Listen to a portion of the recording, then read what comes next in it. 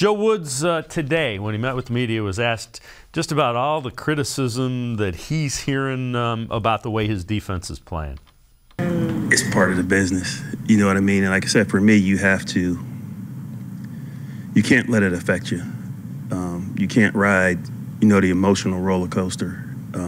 I know what type of business I'm in. It's a fair business, but we're in the business of winning.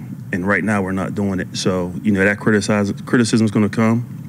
It's deserved in some instances. And I promise you I'm trying to do everything I can to get the thing turned around. But we have to execute and we have to play better on game day. And Quincy, let's start this conversation by nobody goes to work and says, how can I mess this up?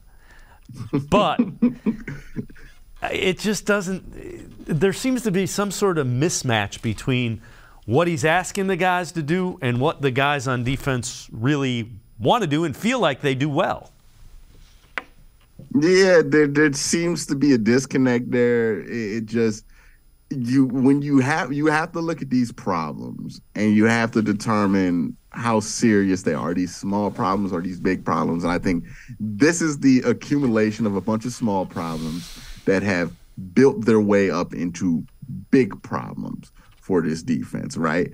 Some of them come from the front office because of how these players were supplied, and some of them come from the coaching staff, right? Like one of the big things I've been talking about for a while, duct tape solutions on the interior of the defensive line, that needed to stop. We need to invest some real resources at defensive tackle in order to keep this going at the rate that we want it to on the defensive line, because duct tape solutions eventually break.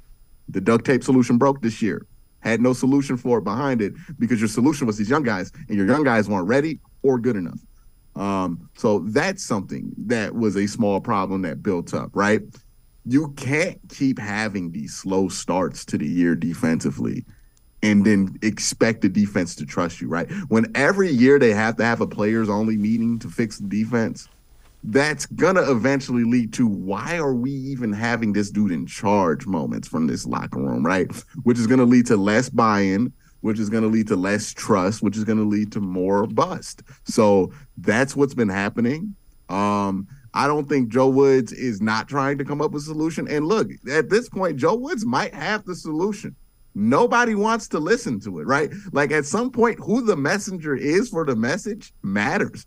And he's not a good messenger for the message. So even if he's right, he can't be right because nobody wants to hear it right now from him. So that's just the cold truth of it.